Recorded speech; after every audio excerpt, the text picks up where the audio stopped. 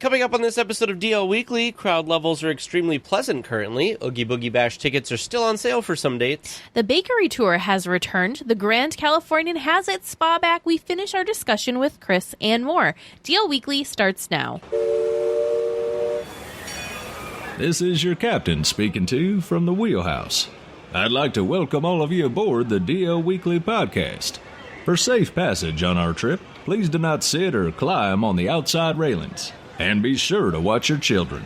The water can be unpredictable in these parts, and we'd sure hate to lose any of you.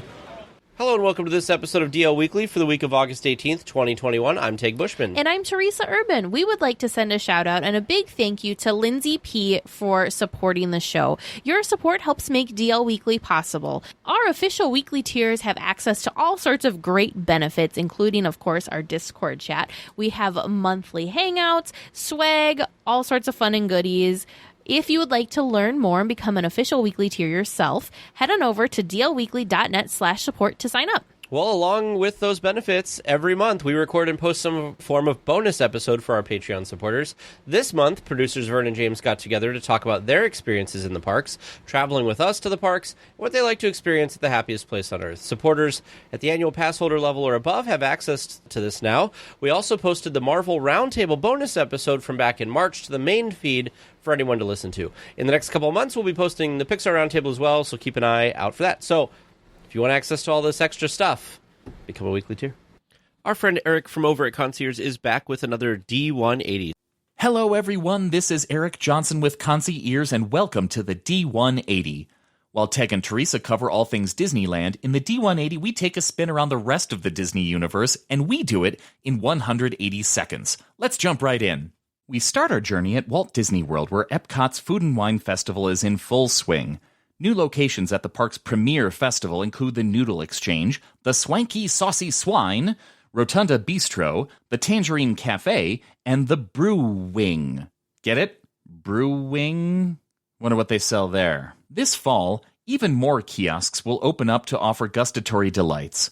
While you enjoy your after-bite sips, stop by the America Gardens Bandstand, where once again Disney invites local Florida bands to entertain. Your favorite acts, like the a cappella Voices of Liberty, traditional Mariachi Cobre, and the innovative percussionists the Jammin' Chefs will have their turns on stage as well. If your family stays at the Grand Floridian or Caribbean beach resorts, you can try out Disney's newest food experience, the Family Night Dinner. This package comes with enough food to satiate 3 or 4 people. At Caribbean Beach, you can enjoy a Jamaican chicken meal. The Grand Floridian provides lasagna and Mickey-shaped personal pizzas. For dessert, decorate your own Mickey cookies. Once the meal is done, your package comes with a fun card game for the whole family to enjoy. In the last few days, you might have seen a bit more about the Star Wars Galactic Star Cruiser. Disney released a ton of detail about the new cruise ship in space concept. That was all in big quotes in case you didn't hear it. Your family's 2-night adventure now has a full itinerary, complete with opportunities to write your own destiny. After you reach the cruiser via launch pod, you can visit the bridge to meet the captain and get a primer on how the ship operates. Visit the engineering room. Get a primer on the ship's defense systems. Sound ominous, anyone? Learn to play the card game Sabacc and get ready to interact with characters while you dine. Guests are allowed to dress in whichever way they prefer. Wear the garb of your home planet, Earth, or don robes that identify you as a Jedi acolyte or a potential smuggler in training. Disney really wants you to design your Star Wars story, where you can choose to support different factions throughout your stay. This experience is pricey, sure, but I've never seen anything like it. I can't wait to try out this experience when it opens. This is Star Wars at its most immersive, just like we were promised with Galaxy's Edge. It's 2 full nights of Star Wars in a way that is oddly cool and real. If anybody can pull this off, it's Disney. Let's head outside of the US for a bit. I've mentioned a few times before that cruises are getting back into motion. Let's hope that nothing gets in the way of Disney's first guests at sea in over a year as they depart next week. Shanghai Disney is continuing its 5th anniversary celebration with all of the fun events and treats we've covered before. Pause over Hong Kong for just a minute. Hong Kong Disneyland is joining with the Food Link Foundation to provide meal boxes to needy residents.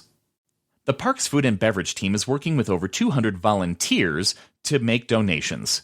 Geez, who comes up with these ear names?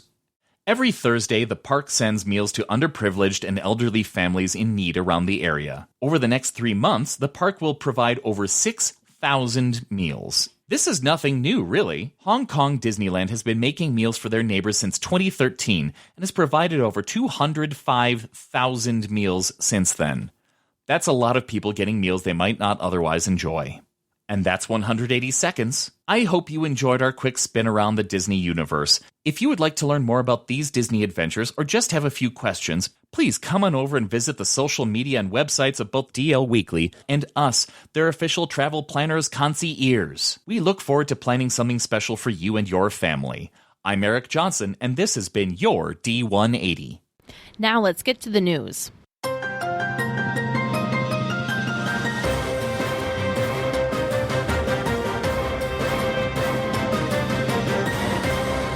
The crowds at the Disneyland Resort have been quite mild recently. This can be attributed to Southern California schools being back in session and the imminent availability of the Magic Key program. Locals are now waiting for the Magic Key to go on sale to get access to the parks instead of purchasing a higher priced 1 to 5 day ticket.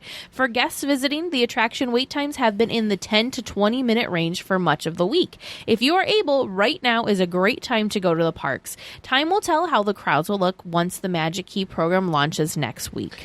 Man, I was reading this and I was looking at pictures and people's accounts. Some of our weekly tiers have been in the parks recently. And I was so jealous compared to when we were there in July because we waited like 90 minutes or more for Radiator Springs. It racers. was more. Yeah. We waited a ton of time for Space Mountain. Yeah, Space Mountain and Radiator Springs were like our most dedicated. Oh, and Grizzly River Run, but that was because it kept going down. So that one was kind of its own unique But man, situation. I'd love to be there right now. Wait times are just The wait times are amazing. excellent. This is just some like weird, beautiful fluke in the universe that is creating these super low crowds right now at the parks. Like we mentioned, a lot of kids are going back to school, but then also the fact that the new annual pass program called the Magic Keys, those are going to be releasing next week. So it's this kind of weird like limbo, and yeah, super perfect. I hope anyone and everyone that's able to go just really just soaks it all in, and like it, I can't even imagine. The crowd levels look lower than, I mean, it looks like when the parks first opened, like after they reopened earlier this year. Oh, with limited capacity? Yeah, with the limited capacity. It looks, the crowd levels look like that, maybe even less. I'm telling you, the other thing, this story, and people in the comments, the link in our show notes will take you to a Mice Chat article, and some of the comments there that were talking about the crowd levels is almost this time every year, almost every year that the park's open, it does die down because of stuff like that. So even with the Magic Key program, I mean, obviously it would be a little bit busier with the Magic Key program because people, it's cheaper for people to go. However, it usually calms down. So I've been telling Teresa since we got back, I'm like, we're just going to have to go.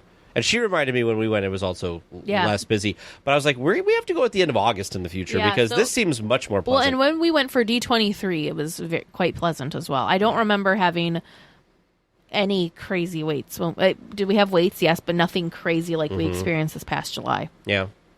For guests that have been waiting to get tickets to the Oogie Boogie Bash Halloween parties this year, there is still time. Currently, September 9th, 12th, 16th, and 19th are available, with no dates available in October. The event was a ghoulishly fun time in 2019, as Teresa, I'm sure, will mention here in a moment, and we're excited to go again this year. The candy trails, decorations, entertainment, and atmosphere are totally worth the ticket price for this event. It's such a fun event, and if you're a Halloween person, this is totally, 100% up your aisle or whatever. But the one thing that I will say that goes in line with the last one was the cool thing about doing these ticketed events, depending on how you attack it. I'm an open to close person, so I like to go to the parks open to close. I like to go to these special ticketed events open to close. So the coolest thing though was closing up DCA during the Oogie Boogie Bash in 2019, because it was, no pun intended, it was like a ghost town. And so you just people don't stay that late? No, people didn't stay that late. And so I don't remember what day of the week we did it in 2019, but it was an off night. So like we're going on a Sunday this year. So and I want to say it was like a Sunday or a Tuesday or something. Like it Sure. was another not Friday, Saturday, not a night that. So I think a lot of people went to the party, enjoyed themselves, but then went back home so that they could get up and go to work the next day or whatever. The So attractions and stuff are open, right? yeah, the attractions and such are open. So then you're not even competing with people for attractions. You could just, No. like, in the last hour of the party, you could just hit, like, everything. The coolest thing, though, was just, like I said, just sitting there and, like, soaking in all the amazing Halloween decor that they've got. It's just... I'm so glad that this is magical. in DCA because the Halloween decorations that they've done for DCA are amazing. The Headless Horseman there in the circle there, and In, like, the planter. Villains Grove that you might have to go off by yourself because I feel like I might just plant myself in Villains Grove for the night because that just looks so freaking cool. So... Yes. Okay. Yes, Villains Grove, super amazing. But Okay. the immersive treat trails were almost to that exact level. So, as Okay. much as you think you'll just plant yourself in Villains Grove, just so cool there's looking. a lot more of that other places. I love nighttime stuff. I love lighting effects. It just seems like the perfect thing for me. But I'm that's sure that everything will that's be what amazing. Oogie Boogie Bash is all about. That's true. That's true. That's true. Well, that and candy. Oh my goodness! And they give like large pieces of candy out. Handfuls. I'm gonna have to like donate the candy to people. There's no way I'm gonna eat all of it. Yeah, it's a lot of candy for sure. To go along with our news from last week that the bread bowls were being made again in the parks, the bakery tour has now reopened. The location does have limited hours for the time being, 8 a.m. to 3 p.m. Also of note in the area are the closing times of the dining locations. DCA closes at 10 p.m. nightly currently. However, Rita's Baja Blenders closes at 7 p.m. Lucky Fortune Cookery closes at 8 p.m. Cocina Cucamonga closes at 9 p.m. However, Pacific Wharf does stay open until 10 p.m. So just be sure to check times when you're thinking about getting food in the evenings. MiceChat also did report, I believe, that the same thing's going on in Disneyland, where Disneyland's open until 11 p.m. However, there aren't a lot of food options or food places open after the fireworks have concluded. So it's just kind of something to think about and kind of plan ahead. I'm sure this is, like we've been talking about, it's probably a staffing thing and they're trying to cut back because I'm sure sales aren't crazy after the fireworks as far as food goes, so it didn't make sense to have But you gotta have something open. Yeah, but it didn't make business sense to have locations open because they just needed those people to be working earlier in the day and stuff. I still think, I hope this is a temporary thing because every time something closes when the park is open, reminds me of like that Walt never wanted things to be closed. Yeah. So I always think, you can't be closing this stuff early. Walt wanted everything open from open to close. So it's kind of a disappointment when, I talk about my story about Disneyland Paris all the time, where I went to get on the train and the train stopped running at 3 p.m. Yeah. And I was like, well, I thought the attractions run all day long. Yeah.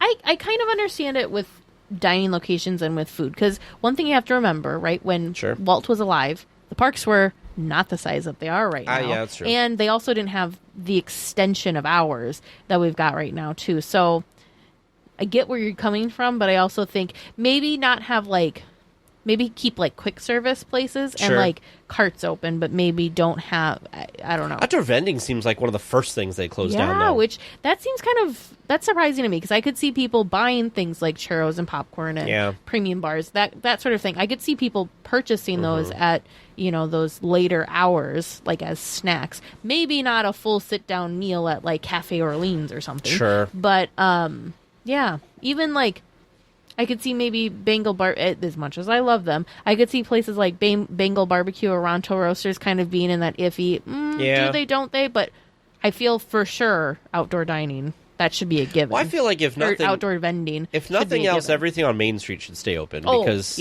because even if they close when the park closes, let's say, there's still that hour of shopping afterwards. So people are going to be around for a while. And I know Gibson Girl's always open because people are always getting ice cream at the last minute there. So, but just be aware that if you want your margarita, you got to get it by 7 p.m.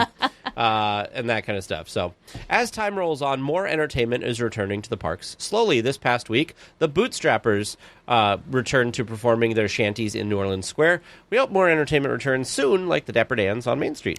I really enjoy the Bootstrappers, and they don't get really that much credit. But so they typically play there's kind of this space in between Pieces of Eight and Port Royal's curios and curiosities. That I'm trying to think, like, it's kind of this transition space between the two shops. I think this, correct me if I'm wrong, because I'm probably wrong, but I think this is where, like, the pirate arcade used to be. I know it's where the fortune teller pirate thing is currently. But there's just kind of this little...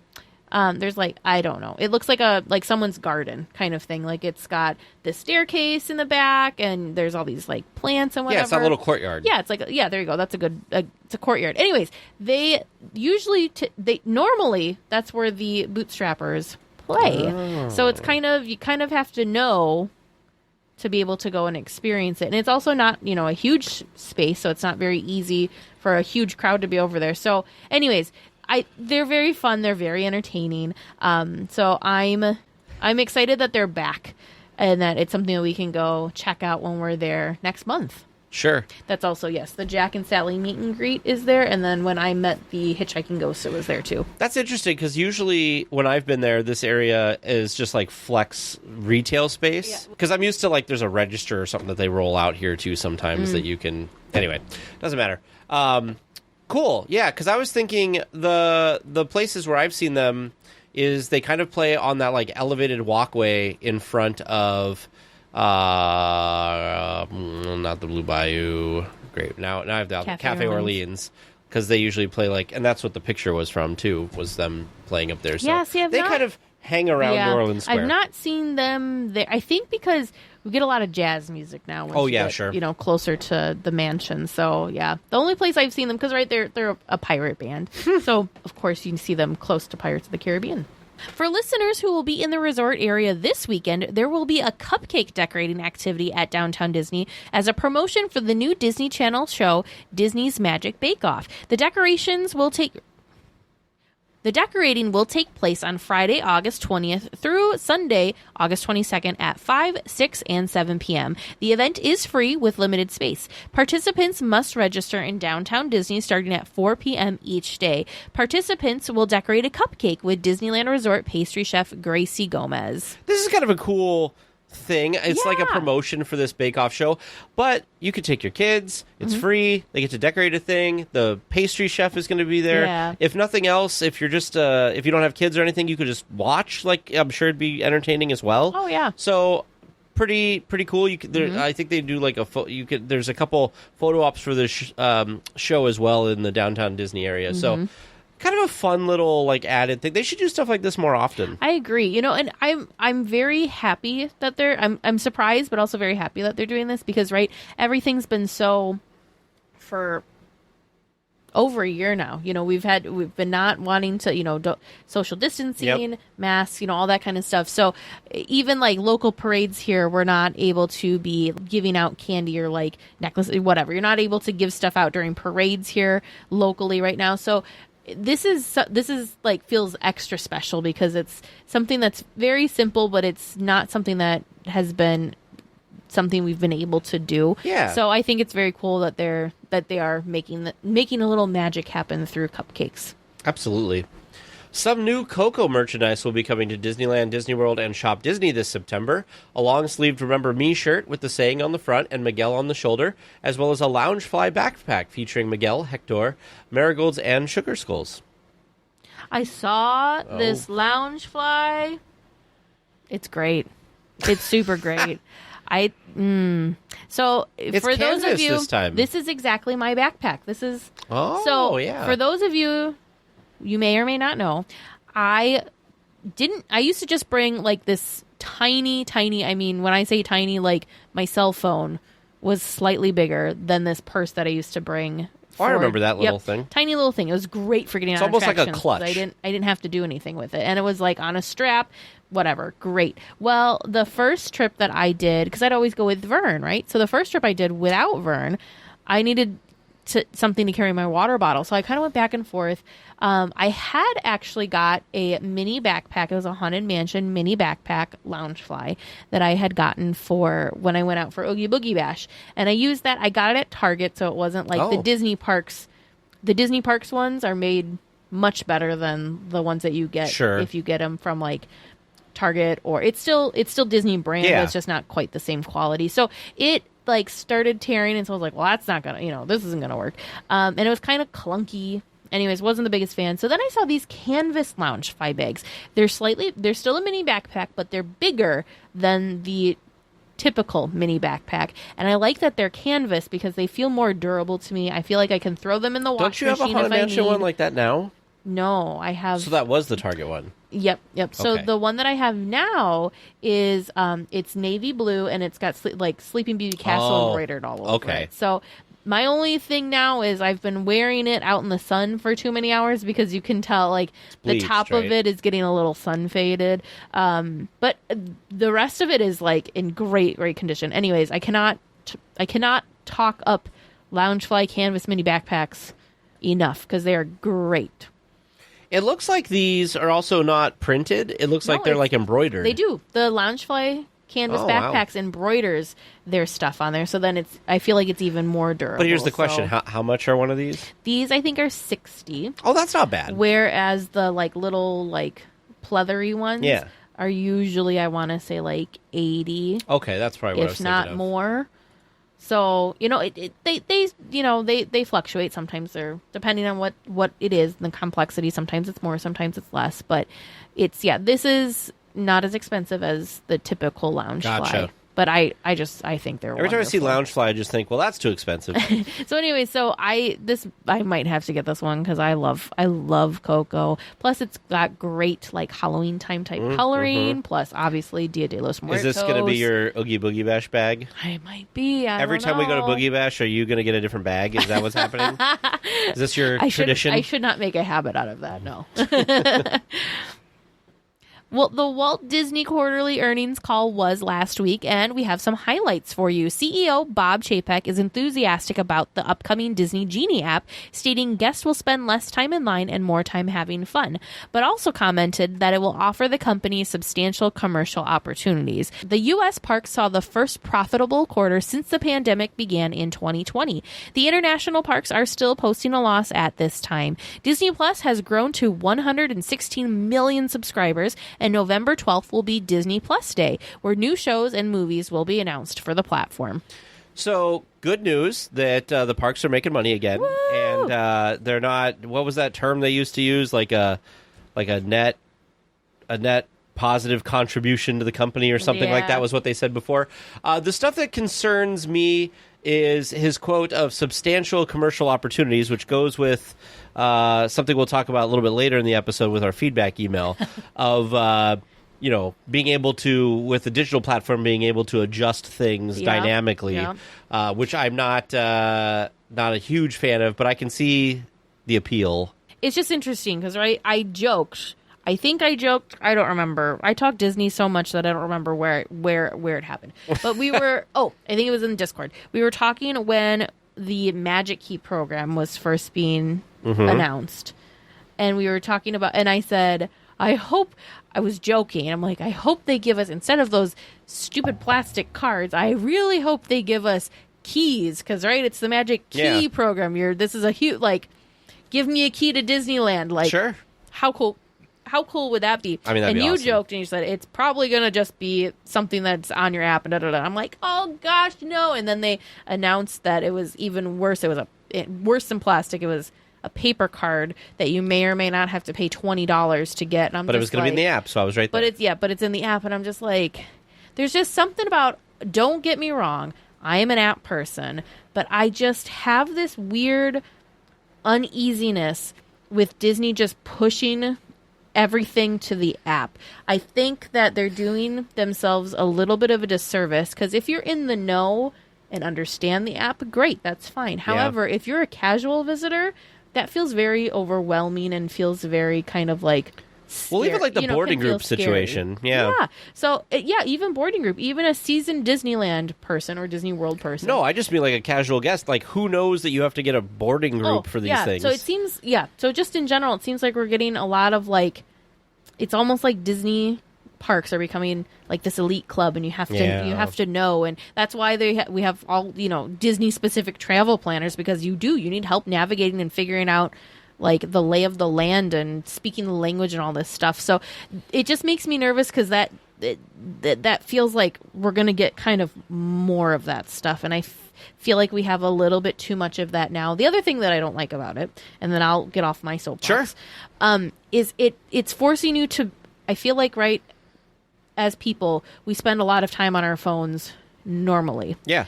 Me, I get to Disneyland. The only thing I want my phone for is like taking pictures of stuff because I get excited, or maybe checking wait times, that kind of a thing. I really don't want to be reliant on my phone. I want my phone in my pocket because I want to be in the moment experiencing all the awesomeness that is Disney. If they keep pushing stuff into this app, people already are in the parks on their phones quite a lot. So they're kind of almost taking away from, hey, look at all this amazing stuff that we create, and having them just stare at their hands at a glowing screen. Yeah. So I'm not. I was reading some comments on one of the articles this week that was kind of talking about the use of the app for so many things, and one guy laid out quite a story that I thought was really good. That he used to like to go to the parks and leave his phone in the car. Yeah. Because he's like, I want to detach. I want to like go enjoy my day and not worry about it. Yeah. But now Disney's like, you can't leave your car. You must bring it with you. Yeah. And these the Magic Key holders coming up will have to have their phone with them. Because obviously, like, your ticket's going to be there. Right. So, I don't know. I think I like the idea of the app and everything, which is not even related to what we're talking about here, really. But I like the app and everything.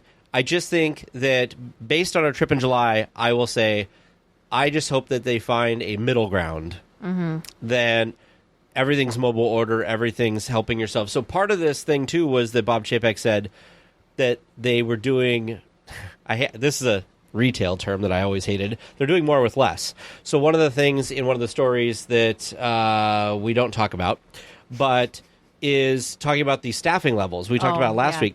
Well, they made the case that the Disneyland Resort will probably not get back to 32,000 cast members because so many things are done through the app now that you don't need as many cast members to do the same thing. So all this stuff can be open and everything, but because guests are doing the heavy lifting with the app, you don't need cashiers to take your orders. You don't need, even in the retail stores, they're trying to push the scanning. You don't need the same volume. I like that they still have the option, but you don't need, I don't know, 10 lanes of cashiers to take people's orders at quick service restaurants. So their guess, I think there's like 19,000 something cast members back. Their guess was only like 5,000 more will return because the other positions just aren't needed. Was that including entertainment cast members, or was that just cast members to like make the park function? I think that I think that the 32,000 from before the parks included. Yeah, that included. So I don't know what the 5,000 quote is. Yeah, so that's what I'm wondering. But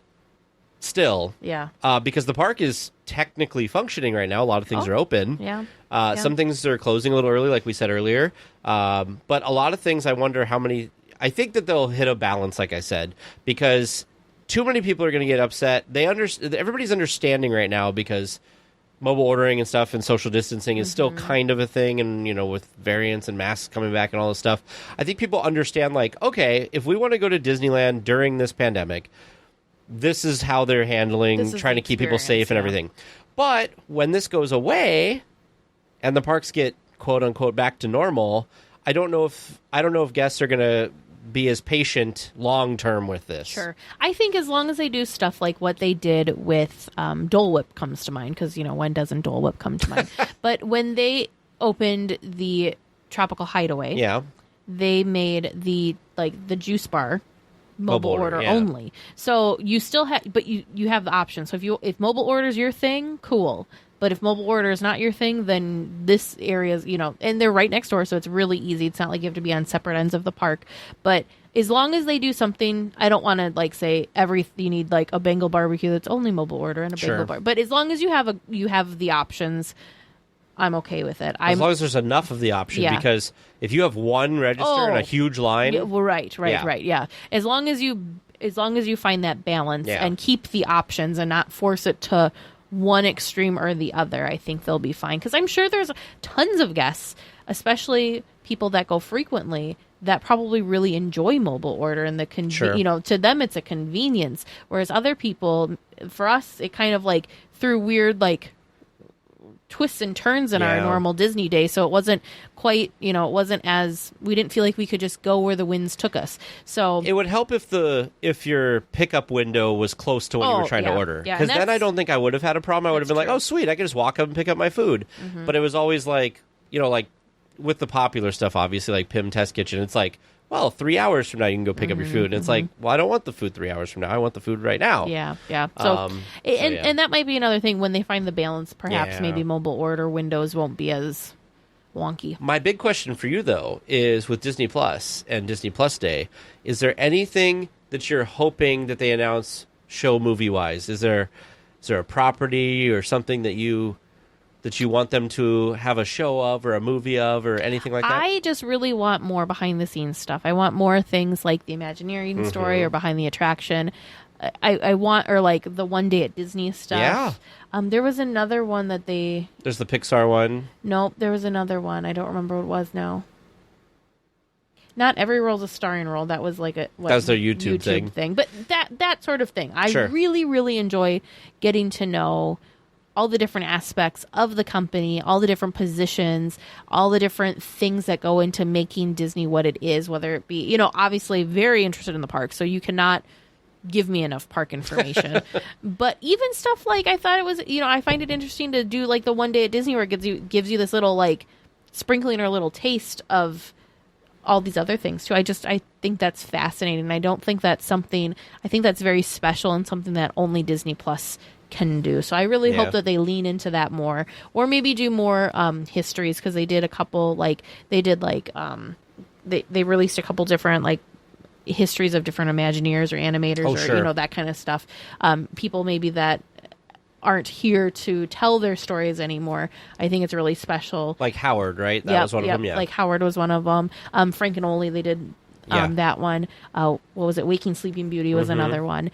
I thought those were really cool and really special. And if they could focus on doing stuff like that, especially for folks that aren't here with us any longer, or people that are still here, I think it'd be great to get their stories and like hear from them, or have people tell these very important people that created what we know and love today and we're the foundation of it. I think it's really cool to like get that glimpse back. Yeah. For me, I just want some more of the like classic stuff. I want some more stuff that used to be on like Disney, Vault sure. Disney. A lot of the stuff that I bought on DVD of, 20 years ago at this point, the opening day of Disneyland stuff on there, the stuff since then, like all the different specials the Walt Disney was actually part of. If they could put all of that stuff on there, all the specials and stuff, even some of the stuff like from the 80s that I remember as a child, that Michael Eisner would introduce and talk about things at the parks. That Muppet thing that I was talking about, I don't even remember when now, that my uncle bought, and it was like a VHS thing about like the Muppets go to Disney World, and like I want that stuff. Yeah. Because that should be cheap for them. All they have to do is like pull it out of the vault, digitize it, and throw it on there. It's not that they don't have to produce it. So I want more of that stuff, but I also agree with you. I will obviously, everything you said, I totally 100% agree with. Like, you cannot give me enough parks content. So the spa part of the Grand Californian Hotel and Spa is reopening soon. On September 16th, the Tenaya Stone Spa will open for guests. Reservations can be made online for guests of the Disney hotels for now, with general availability coming at a later date. The name Tenaya translates from the indigenous cultures of the Yosemite Valley as to dream. The spa embraces the concept of the natural order of four, being laid out according to the four directions and aligned with the four colors of red, white, black, and yellow. For a list of all the services offered and to book a visit, check out the link in our show notes. If I don't know if anyone's able to go there. I mean, I think it's going to be very, very popular, especially right away. But take a minute, check out the links in our show notes. You need to see what these spaces look like. They are beautiful. I'm not let's go have a spa day. I would live here if they would let me. Like, it's just gorgeous. It's just very, very cool. Very cool. I think, from what little bits we've seen, it looks like the team that created this space and designed this space did a really good job. I believe Imagineers were involved in this.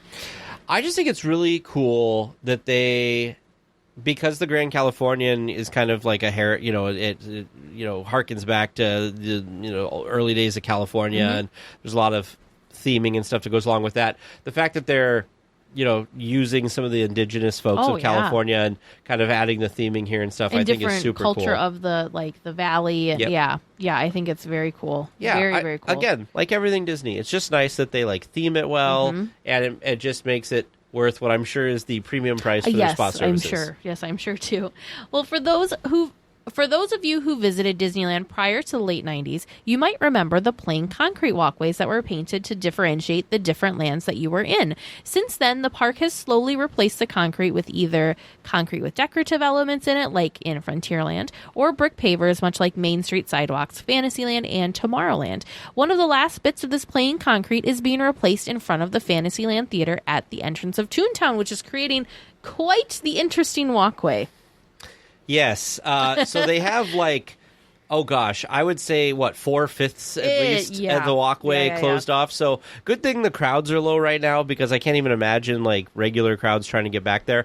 I was actually surprised. I never thought that this was on their radar as something to replace and add brick to, because I don't know. I just never thought about it, I guess. Well, the interesting thing too is now, right, because once you get into Toontown, there's a lot of blacktop kind of in Toontown, which I think fits the theming, right? Because it's supposed to be a town, so the blacktop is like the streets. Yeah. So, that makes sense. But now I'm kind of wondering, are they going to do something different with that space? So I'm wondering now if this is going to continue and if they're going to do something a little bit different for Toontown, or if this is, if Toontown's thing is going to be the concrete because of the streets, and the difference for Fantasyland is the bricks. If that's... Now, I am surprised. So, Mice Chat has a picture from the railroad that shows the work that they're doing on this. And I did not know that, honestly, okay, so if anybody knows anything about construction and home pavers and stuff, basically you put down a layer of gravel, and then you put a layer of sand, and then you put the pavers on it, and then you put more sand to fill in the cracks, and that's kind of it. Disneyland looks like they have rebar and everything in there, holding stuff together. Yeah, that's probably so it doesn't sag and sink. And still, though, that's some stuff. They're not messing around. It looks really beautiful, actually, and I'm excited that they've done this. I'm with you, though. I wonder if they're going to do something else with Toontown. Do you even remember ever going to the parks and each land, it was painted different colors? So I do not. Frontierland was brown, I want to say, and Main Street was red. Yeah, because was Adventureland green? Yeah, I think something like that. Because a lot of their ground, it was literally just cement, and then they put this paint over it. Nope, I think I remember. And it used to chip, and everybody always used to complain that it looked bad and all this stuff.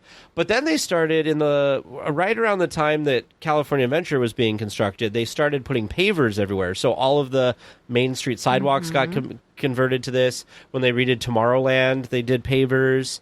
Frontierland, they did the stamped concrete with hooves in it and stuff. Yeah. Galaxy's Edge is like that with the droid prints and everything. Yep. So the fact that they're doing this again, they didn't do it in the beginning, but they're doing it now, crazy. A refreshing sweet treat is available at the Hungry Bear restaurant in Critter Country. The Watermelon Lemonade Freeze with whipped cream and sprinkles is a frozen drink that is reminiscent of watermelon Jolly Ranchers with frozen lemonade. The Disney Food Blog really liked this one, but warned it is not for guests without a sweet tooth. The drink is $5.99, of course, at the Hungry Bear restaurant. I feel like we need to try this, but maybe only half of it and have water with it. It sounds... I like the concept, right? I like the idea of a frozen watermelon lemonade. Sure. But I'm a little nervous when they said it tastes like a watermelon Jolly Rancher. I love with the taste lemonade. of watermelon But Jolly I Rancher. feel like that in a big drink that sounds like it could be too sweet. So we can get one of these, and here's what we'll do. You can have the whipped cream and crap on top because I don't like that part of it. And then you can have whatever you want that satiates you, and then I'll just drink the rest. There you go. Because it sounds like a plan. I love watermelon Jolly Ranchers. It does look refreshing. All of these cold drinks always seem so refreshing. Yep. So that'll be good. If anybody out there tries one, let us know if they think it's too sweet. Because maybe it's just, it's subjective. Yeah, exactly. Psst! Avast there! It'd be too late to alter course, mateys. And there be trivia questions lurking in every cove, waiting to be answered.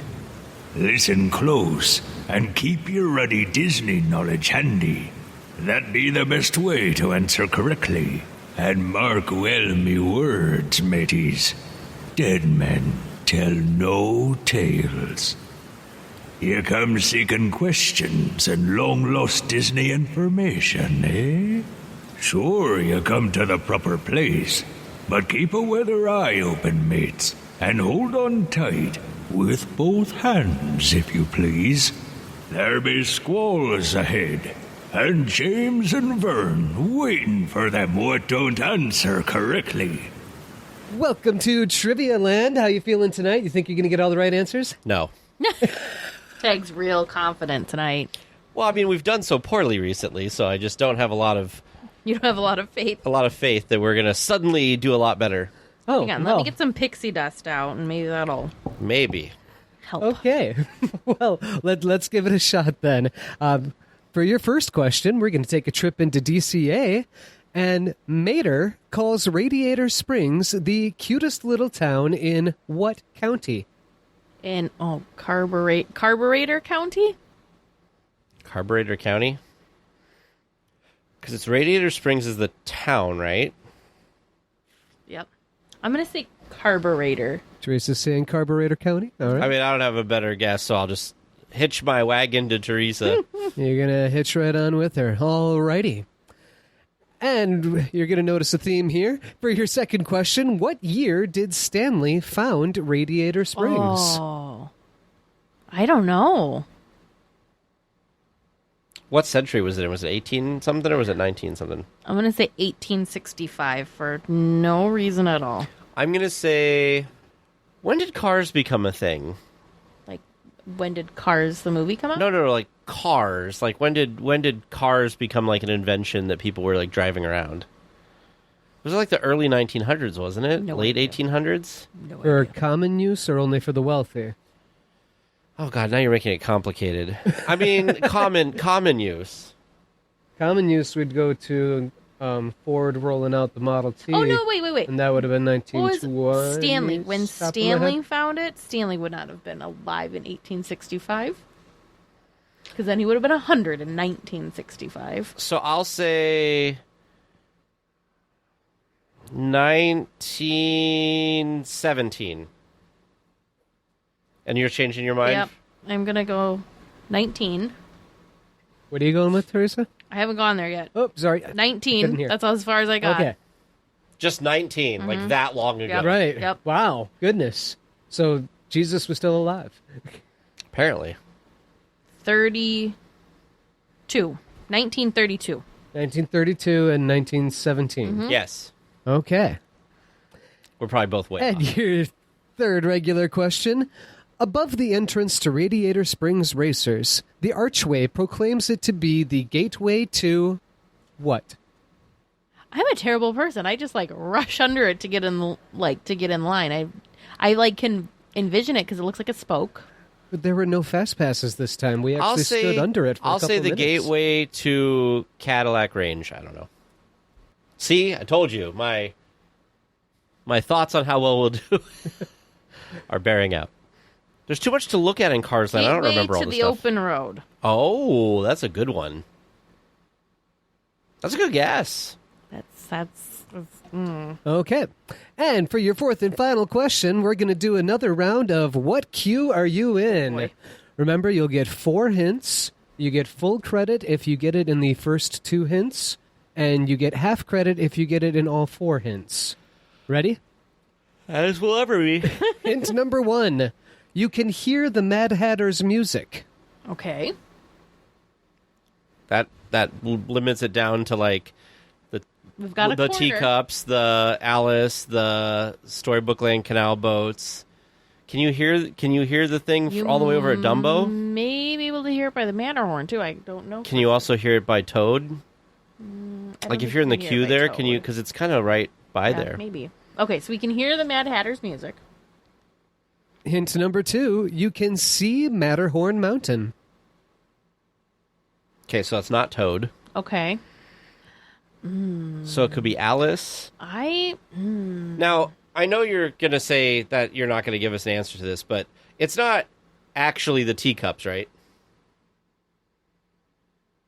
Okay. Stoic look for those of you listening. To those that couldn't see it, there was my best attempt at keeping my face as perfectly still as possible to not give away anything. I don't know if it's exactly stoic, but it was my poker face. Poker face. My gut's Alice on this one. See, I was thinking maybe Storybook Land. So I was thinking Storybook Land too, but I'm thinking about how, Alice, most of the queue, you're facing the Matterhorn. Oh. Whereas Storybook, you have to turn around. You can see it, but you have to turn around. I mean, he didn't say, which way you were facing or I know, anything. that's true. He just said you can see it. So are you stopping here with an answer, or are you going to go for another clue? It served you well last time. No, I went for another clue. That's what I'm saying. It served you well last time. To wait? Yeah. Are you gonna Are you sticking with story? No, I'm going to go for the half point because last time I was really adamant it was one thing, and then the next clue I was like, oh, okay. So you want hint number 3? Hold on. Oh. Teresa has not committed to anything yet. I think I'm gonna go. I'm gonna stick with Alice. I'm committing to Alice. You're going to commit to Alice? You're Yep. committing in the first 2 hints, and you think it's Alice. Yes. Okay. Okay. Hint number 3. You can see Small World. That could be Alice. Or Depending on where you are in the queue. now, for hold Storybook, on. It could be. Can you? No, you can't see. You can't see that from the Matterhorn. Oh no. I guess I'm going to concur with Teresa and say You've got one more hint. You don't have to lock in yet. Alice. Because I don't think you can from Storybook. I think those shrubs are in the way.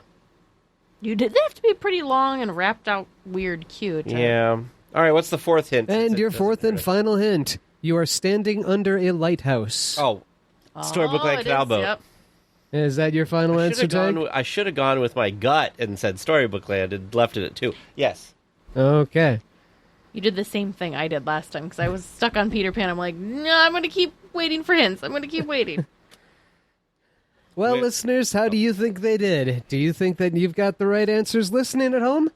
Stay tuned till after the discussion topic, and we'll all find out. For our discussion topic this week, we are airing the last section of our interview with Chris from DisneyChris.com, so hopefully you enjoy the second part. So when you're sitting down and you're kind of going through this, can you kind of talk through your process and the time and, the energy that it takes to... It's not like you just find it and put it on your website. It's a lot of work in between those two things. So can you kind of talk through that with us a little bit? Okay, so I don't just I also include images and a descriptive paragraph for almost every track. So every track on there has a few sentences describing. Sure, I personally write all that. So oh my gosh. That a lot in and of of writing itself, on that's a lot of work to me, and that's not even. Oh yeah, that's just and the tip of the Matterhorn. I have this thing about the only exception is my TV Land chapter because there was black and white TV, but I have a thing about only using color images, and I also have a thing about blue skies, no gray skies in my images. Sure, so yeah. I've done a lot of I've had to teach myself how to photo edit, and sometimes if I can't find a picture, I have to make one by cutting things out and putting them together. Oh my gosh. Oh. So the photo aspect of it is a huge part of it, not even getting into the audio. And then the writing of the notes is a huge part of it. The organization of everything is a whole other can of worms that I'm not going to open up because it's crazy. I actually have somebody who prefers to be anonymous that is my technical advisor, and he helps me with the web design and that's his, I do have a Patreon, but that's sort of his way of contributing because he is a computer expert. So he helps me and he's helped me clean up the site and streamline it and do all sorts of fun things with it. So anyway, as far as the music, after I have the picture and I know what I'm going to put on a chapter and I have the notes and everything ready, then I have to clean the music by running it through a program that takes away background noise and clicking and hissing and things of that nature. And I cut and paste and slice and overlap things, add birds, add water, whatever it needs. And then after I get it edited as sort of my first draft, then after I get everything done for a chapter, like for example, I'm working on New Orleans Square right now, and I had 92 things I needed to either change or add new. 92. Oh my yeah, gosh. And I'm working on that right now. It was over 26 hours of music. So I had to, I set up everything first. I edited it all together, like as a rough draft, like sort of the basic of how I want each thing to exist. Then I put it all in a folder, and then as the next stage, after I finish that, then I go back. So sometimes there's a quiet period because I'm doing all the stuff behind the scenes and I'm not putting new stuff up, but I am working. It's just you can't tell.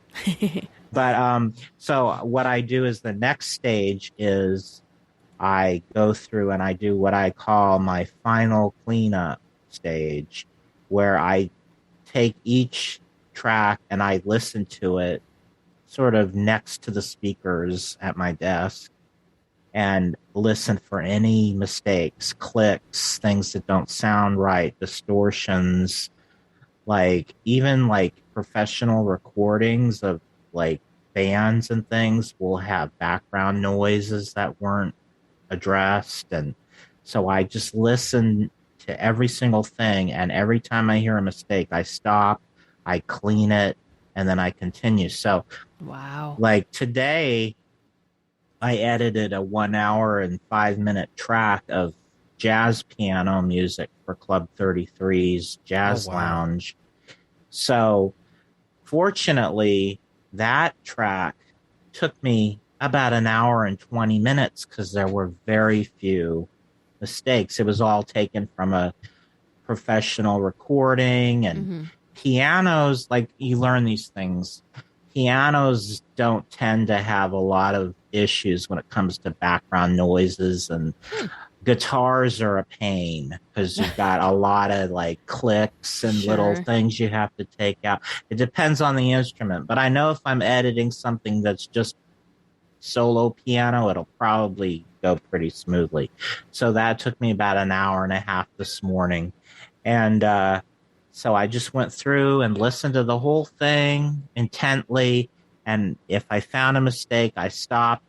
I took out the section, put it in another program to cleaned it, put it back into the other program. And then, but if there's a lot of problems and a lot of mistakes, I mean, a 3-minute track can take 2 days to edit. Yeah. Like, for example, I have a lot of audio from TV specials and things. And there's a lot of noises that you don't notice when you're watching it visually, but when you're only listening to it, you hear every little foot shuffle, every little click, so I try to take all that stuff out so that it's a nice clean recording without any background noises in it. And that type of stuff can take me days of work. It's meticulous. I can imagine. I mean, even just for me editing our podcast every week, there's been times, even on this recording, the dogs have barked in the background, or one of the annoying things we used to have when we recorded at my house is we had the cuckoo clock in the background. But I didn't try. I just gave up because I was like, "There's no way I'm going to get this out of there in the time frame, whatever." And I'll tell you. There's nothing more maddening than trying to fix weird audio things. And the fact that can be maddening. The fact that, in our case, sometimes we haven't ever had to do this, but we could just re-record it. You're in a situation where you've got what you've got, so you got to make it work. This isn't me. This is a real historical thing. Yeah. But like one of the most difficult things I've worked on was the Disneyland 10th anniversary special of Julie Ream and Walt Disney going through the Imagineering department. Oh, yeah. Oh, yeah. Because the foot shuffling and the noises in the background, it took me, I thought I was going to go insane. And then the other thing I worked on was, that took a long time, was Dateline Disneyland, the opening day TV special.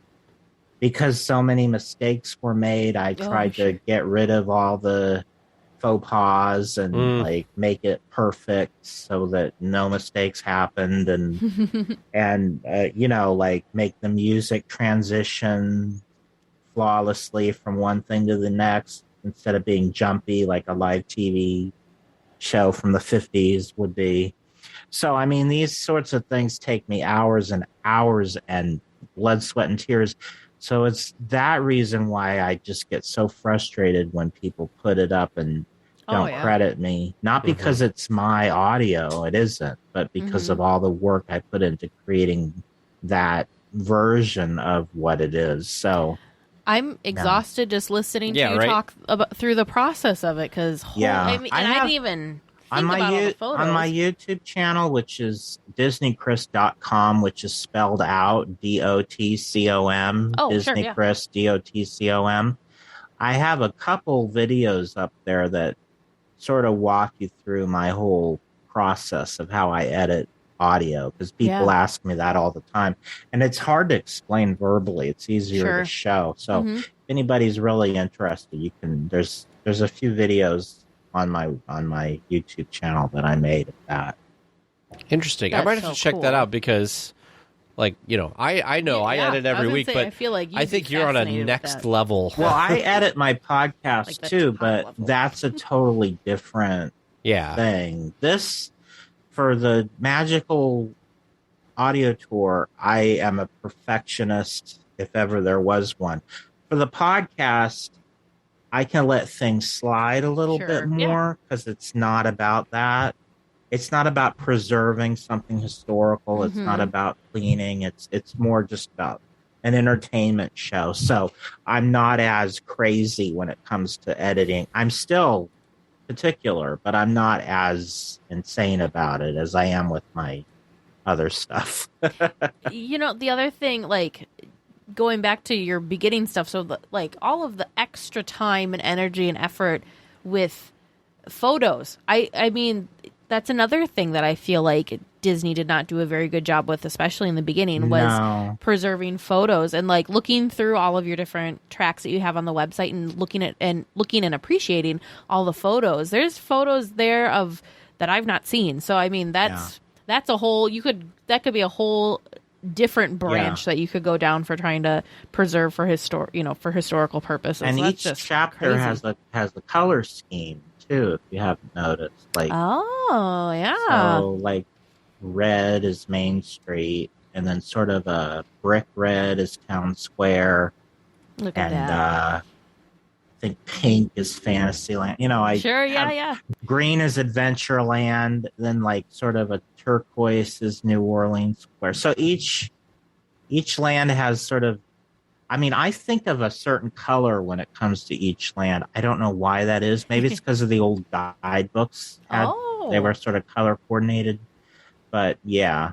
And then the other thing I like to do is I have a little title card at the top of each chapter, and I sort of explain what the chapter is. And I decided to do it in Winnie the Pooh language because in Winnie the Pooh they say, and now we go to the next chapter where Pooh discovers.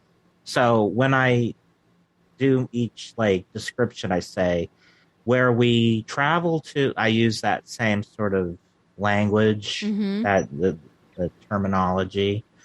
And a lot of people don't realize that was what I was thinking of. It came to a surprise when I told certain people that that was what I was doing when I wrote those. But yeah. That's great. It works perfectly. Man, this is like, so I'm just so happy to be talking to you because of knowing all the stuff that like goes into it and everything. It's just ridiculous because I mean, I noticed because I found your site. I can't even remember how long ago now, but I remember going through and finding tracks, and I was like, "Where did this even? How do you even get one of these?" Which you've explained. It is not a historical record. It is an entertainment. Yep. And a lot of times I use my artistic license for things that never existed or I don't know where to find.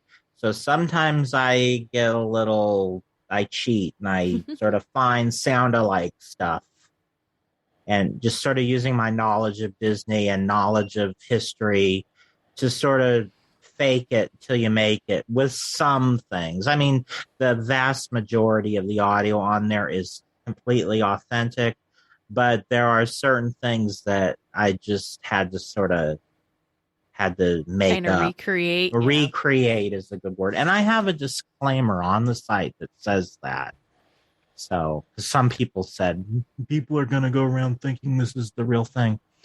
Those people that share audio are very particular about it, and I appreciate that because they're trying to preserve history. So yeah. Well, what I was going to say was the amount of artistry that goes into it, because you add, it's again, it's not just, you don't just have a track and clean it up and put it out there. There's some artistry with it, because I know some of them, you add sound effects and sound. So you could really close your eyes and play any of these, and really you're taken to that place in Disneyland. It's magical. It really is. Yeah. I also, a lot of the clip art and things that I do have a degree in art. So I have that sensibility. I do have a graphic design oriented mind, so that's helpful when it comes to designing things like that. So super fun. Well, of all the tracks on your site, obviously there's over 2,500 of them now. Is there one track in particular that you feel particularly proud of, or you're happy that you found or have that to share with everybody? Oh, Sophie's Choice. I love all my children. Well, I'm sure with how much time you spend with each of them, it's hard to say. There's probably some that he's like, oh, not that one. That one took days. Well, sometimes those ones that were really hard are the ones I appreciate. That's true. Recently, I did all the different versions of the Disneyland Railroad, which you can find on the Town Square chapter 2. And that I'm really proud of how that came out. That was something it was marked coming soon on the site for years. And I was just dreading it because I knew it was going to be so much work.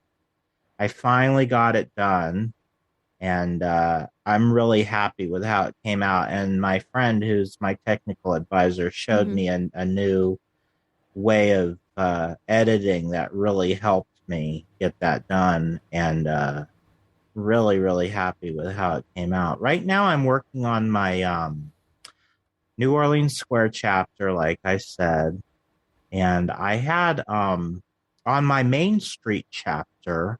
So this is an example of me getting creative because no audio actually exists. And one of the things is I like to represent everything. Sure, yeah. And find a way to represent it through audio. So one of the things I wanted to represent was the fortune-telling machine at the Penny Arcade called Esmeralda, which she's a gypsy, sort of like Zoltar, inside the little box, and she waves her hand over the cards and then spits out a fortune. So I put out a casting call and asked for someone who can do a good gypsy woman imitation. And I don't know if that's politically correct, but I mean, that's what it is. So, so anyway, she was perfect, and she did the whole accent and everything. And I had the real cards that came out of the machine. I had scans of them, and she read the actual fortunes that come out of the machine in that gypsy voice. Then I had the sound of a coin dropping between each fortune. Wow. And I play violin gypsy kind of music as she's reading. So that's been up for a long time. So then, speaking of New Orleans Square, I wanted to do the same thing for Fortune Red, which is the pirate version of Esmeralda, where he's a pirate that spits out the fortunes. So I put out a casting call, and a gentleman named Chip, he contacted me with a recording of him doing a pirate voice, and it was dead on. Oh, it was like he sounded like Captain. I mean, he sounded absolutely perfect. So I recorded his voice, and I did the same thing. I had him read the actual fortunes, doing his pirate voice, and I did the drop of the coin, and then I played the pirate arcade music underneath. So that's an example of me creating something that doesn't really exist to represent something in the park. So I'm really happy with how that came out, but that's just because it's on my mind, because it's a recent thing. Sure. Because that's the chapter I'm on. And I currently have a Haunted Mansion and a Pirates of the Caribbean already up on the site, but I've redone them. And I still need to do the final cleanup on them, but I'm really happy with how those came out. So you're going to see a brand new Pirates of the Caribbean and Haunted Mansion ride through coming very soon. Plus, I also am adding a version of the Johnny Depp version of Pirates of the Caribbean, which I'm calling the 2006 version. So I'm going to have the original Pirates of the Caribbean, plus I'm going to have the 2006 version of Pirates of the Caribbean. And so, yeah, so those are coming soon. So, wow. Very fun. Yeah. How many tracks would you say right now do you have backlogged to work through? About 1,000 more to add. Wow. So chapters 1 through 6 there's only a few things that need to be added. And chapters 15 through 27 being the last chapter, are almost completely done. There's some things missing, especially on the Star Wars chapter, which is chapter 19, but those chapters, so the ones I'm working on now are sort of the middle chapters. And I recently just finished chapters 15, 16, 17, and 18, which are the 4 Tomorrowland chapters that cover different eras of Tomorrowland. So the first one is the 50s Tomorrowland. The next one is the new Tomorrowland from 67. The other one is the 70s and 80s Tomorrowland. And then the last one, which is the one I just recently, there's only one track left to add to that chapter, which I'm waiting on something, so I can't do it yet. The 90s remodel of Tomorrowland up to the present Tomorrowland, which is sort of an oxymoron, present tomorrow. Right. But so anyway, those have recently been filled in. So I'm sort of starting to fill in those middle chapters, and there's a lot left to add to Frontierland, Bear Country and Critter Country share a chapter because they're the same. Sure, yeah. Place. Then I have original Fantasyland and new Fantasyland, and I have Toontown and Showtime, which are the live shows. And those are sort of the chapters I still have a lot to add. So when you go, there won't be as much. You can kind of see what's coming because I have a bunch of things marked coming soon. So you sort of have an idea of what to expect. The more might be added than what's showing, but it's basically gives you an idea of what's coming. So you can kind of look at it and see what I have left to add. But so there's a lot. And I've been working on this since 2013, and it'll probably take me at least 5 more years to get everything done, but it'll never be done because they keep adding new that's things. true. That's what I was just going to say. That's true. is Like they keep adding stuff. So the Star Wars chapter I added when Galaxy's Edge opened. That wasn't always I used to have all that as part of Tomorrowland, but Sure, yeah. I sort of created a whole chapter just for Star Wars when Galaxy's Edge opened. And it doesn't just include Galaxy's Edge, it sort of includes everything that sort of led up to Galaxy's Edge. So basically, Disney's involvement in the Star Wars franchise going as far back as the 70s is sort of represented on that page. So it has a lot of the old record albums that Disney produced and of course, Star Tours and all those things that were predated Galaxy's Edge are all represented. So with your, vast collection, do you have any favorite pieces that are maybe like underappreciated or things that people don't really pay attention to, either music or sounds from the parks or movies that come to mind? No, I can't think of any. I'm trying to think, but I think that things are appreciated for the people that go to my site appreciate what's there for the most part. I don't really have a lot of people dismiss things as not being important or anything like that. So yeah. So we went to the parks. This was during D23, and we were there with one of our listeners and one of our friends, Chrysanthi, and she's a musician, and so we went on. Actually, It's a Small World, and before we got on there, she challenged everyone to notice something in this attraction that you haven't noticed before. Just because, right? We go. Sometimes you kind of go through the movements of being on attractions, and for some reason, there was a track in the It's a Small World song that I had never noticed before, and I was just like blown away. I'm like, I've heard this song how many times, and I've never heard this there's like this little fanfare, not fanfare, but this little like trill, and I never had noticed that. And so that just makes me now, because of that experience, I try really hard now to really pay attention and really listen to the music, because there's just there's just so much going on visually, and you can't always hear it all when you're there, because it all plays over each other. So one of the things with my site is, even though I try to create a experience as if you were there, I also try to make it so that all the music is clear and crisp and easy to hear, and sort of try to find a happy marriage between both of those things. See, that's what I appreciated about that Indiana Jones track that I have from, I think it was 50 Years of Imagineering, that was, they gave you all the versions of stuff. So like, for instance, in Indiana Jones, you come up to the doors and it could be I shall lift the curtain of time, or or here's glittering gold, and they had all the different versions. And the way he edited that together, it just kind of like paused in between each. And I'm like, well, this is really cool, because I don't think writing it that I would have like consciously thought like, oh, here's the three things and here's what they say. Yeah, you only get one of them when you're writing it. Right. Mm-hmm.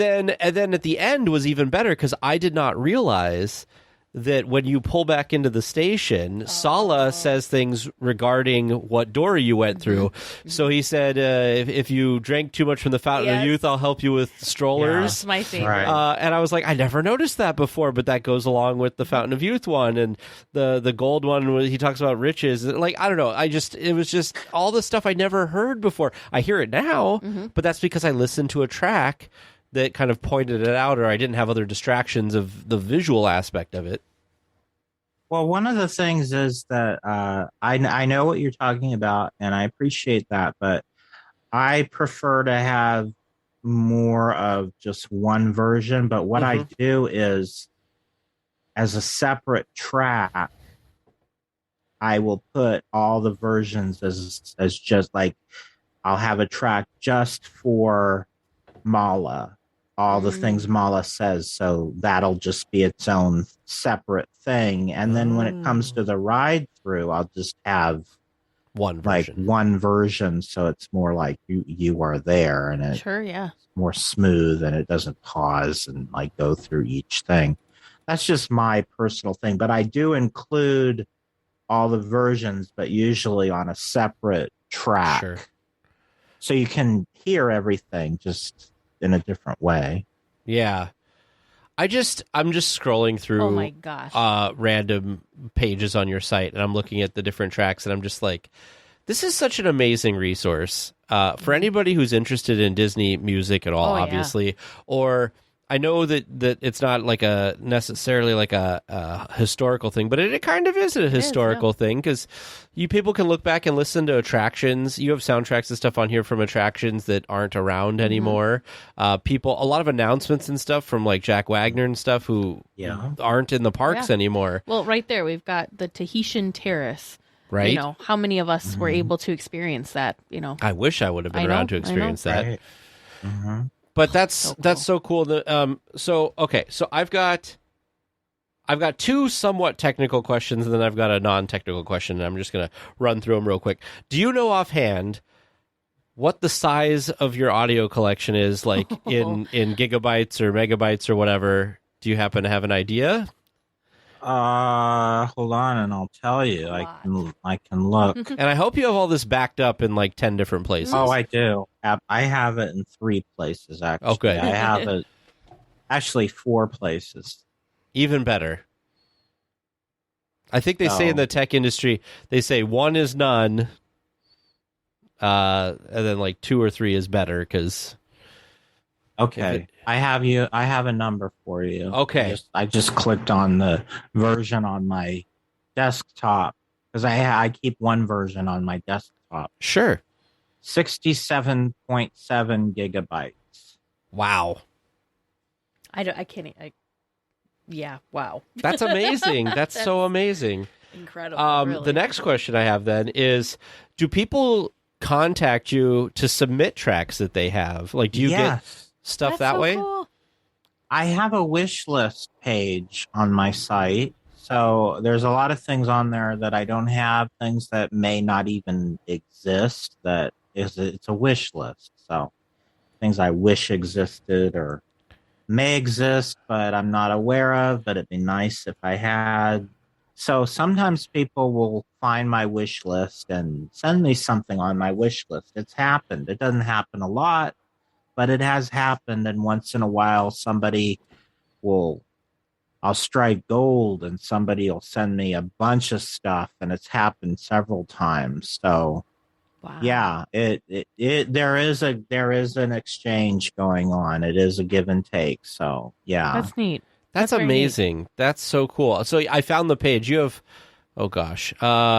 currently 226 wish list items. Mm-hmm. So yeah, it probably needs to be updated. It's been about a year since I really looked at it, and I might have some of those things, and I may have thought of others that I didn't put on there. So, like here was a cool one. It was like the 59th anniversary Dapper Dan mix or something.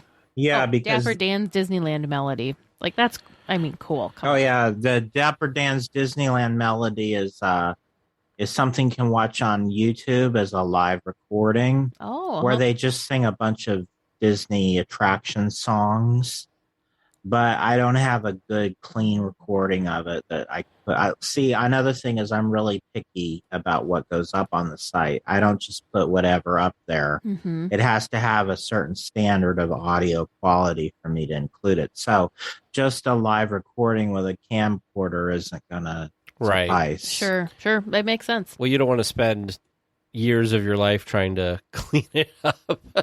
Yeah, and it really can't be cleaned, so there's no point to it. Yeah. And then the last one, and this one was kind of a selfish question, because we did credit you, by the way.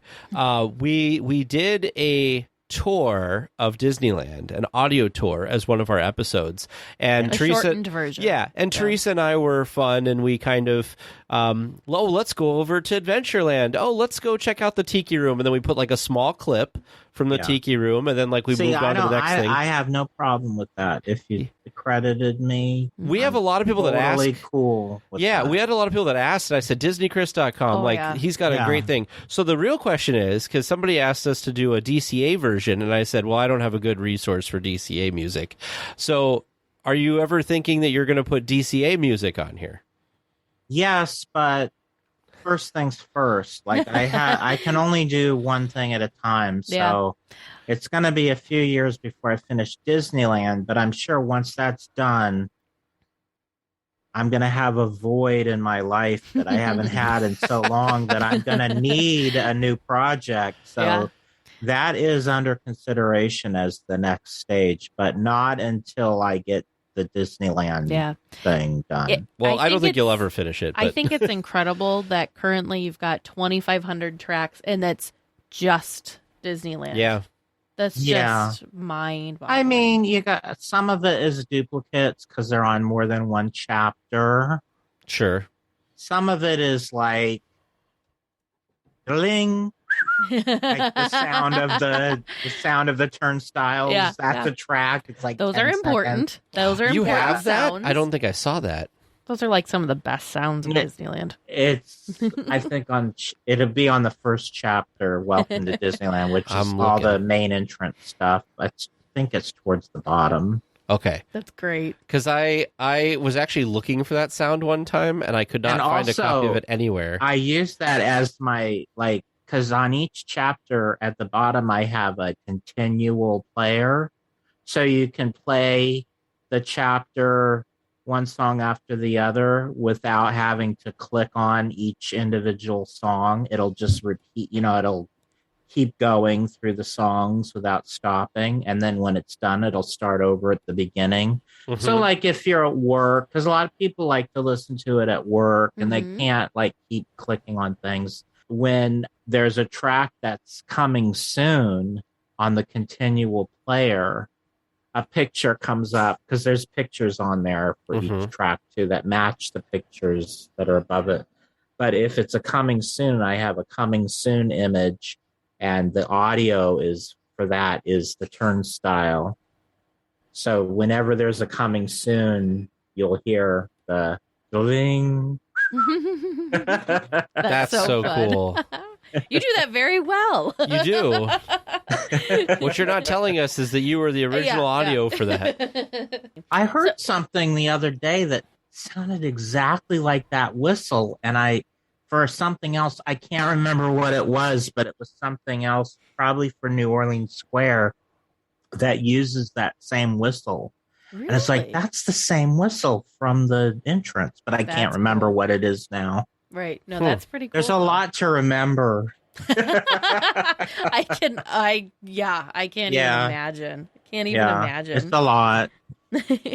So I want to talk, you told us about this briefly before we started recording, but not only have you been working on this very deep passion project, but you actually are a former cast member. Do you want to just talk? Yes. We don't have to go super deep dive into that, but do you want to just talk about your time working at the parks? Yes, so I actually worked at both Disneyland and Walt Disney World. That's so cool. That's got to be a very small club of people that have done both. So when I was 16, my very first job was at Disneyland as a dishwasher at the Plaza Inn. Oh. Well, you said first job, and then I said, well, it's all downhill from there. Then you said dishwasher. I'm like, okay, maybe not. No.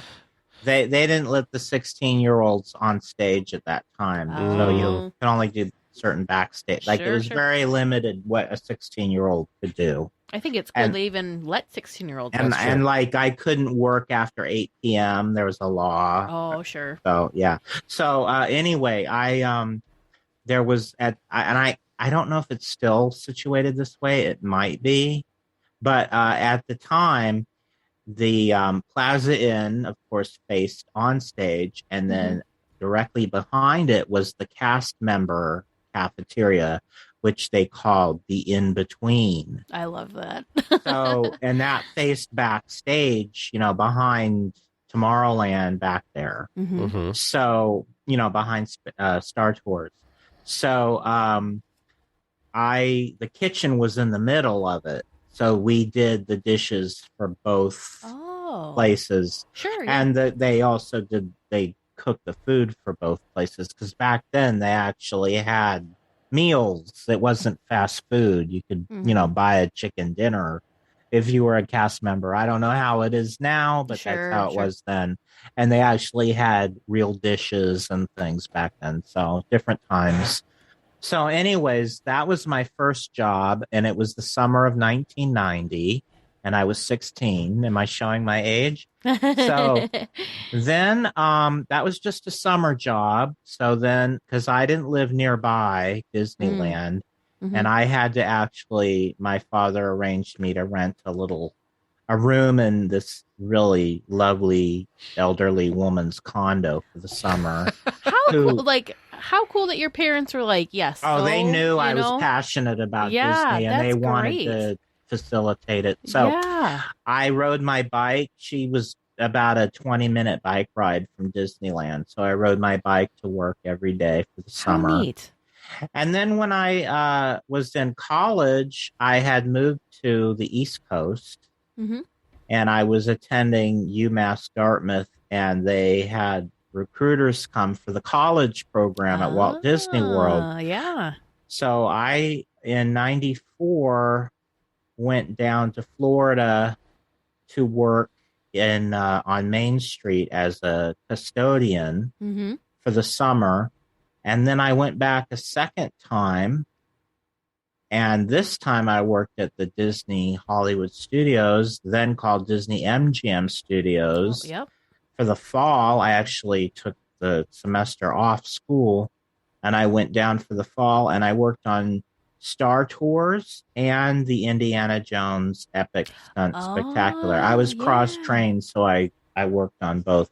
So I was an usher at the big theater, and then I was a Astro attendant, the ride attraction host at the Star Tours. I didn't know they were called Astro attendants. That's great. They call them that then. I think that some of these things have come and gone. Like I had a little spiel as you were about to let everybody into the Star Speeder. I gave a very brief safety spiel, and I said, and you're supposed to do it as if you're a flight attendant for the future. So I would say, hello, everybody. I am your Astro attendant, Chris, and welcome to the nonstop Star Speeder service to the moon of Endor, yada, yada, yada. That's fun. Yeah. Oh, you know what? Now it's that little robot comes on the screen. Yeah. It's like a robot flight attendant now. They had that weird lady with the weird hair. Remember her from the original? Yes. But we sort of, after she was done, we added more. That sounds like, so this last time we were at Disneyland, just like 2 or 3 weeks ago. And I asked the train, one of the train conductors, because they have, from the audio, that the train spiel is like, please keep your hands, arms, feet, and legs inboard, blah, blah, blah, blah, blah. Yeah. And, the next stop will be whatever. And they would come over and like talk over the recorded thing, which I didn't like, because I was like, there's a reason there's a recording thing. Yeah. But I asked her about it because she was chatting with us, and she said, we're required to, because some people say that they don't listen to the recording. So if it's true. People will tune it out. You got to remember that when you're there and you're not used to being there, you're just a normal one-day visitor. You are so overwhelmed by the sights and sounds that you're completely tuned out, and you do stupid things that you normally would have sense not to do. And you have to, as a cast member, you have to keep that in mind and be patient with that. So one of the reasons why they will do that over and beyond the recording is because people are more apt to pay attention to a live speaker than the recorded message, because they'll just tune it out as part of what the show and not really pay attention to it. Yeah. But then, in my mind, I go, well, then why even have it as part of the recording? Why don't you just leave a space for, like when you ride the monorail, guy will come on and be like, oh, for the show, tonight the fireworks are at 9:00 and blah, blah, blah. Yeah, that's not really necessary. And I think they do it because they feel like they're sort of hams and they want to be heard. But I think when it comes to the train, they don't really, sometimes they come on and give like show announcements, like this is the stop for Mickey and the Magical Map. Oh, yeah. which isn't said on the recording. They'll add little extra things. And then sometimes people will not pay attention to the rules and they have to interrupt by saying, please keep your hands and arms inside because somebody has just stuck their arms out. Yes. So they have to remind you during the ride. So that happens. So, yeah. But I think a lot of times it's over-eager cast members who want to be part of it and just sort of add their own spin to things. Well, sometimes they should stop it.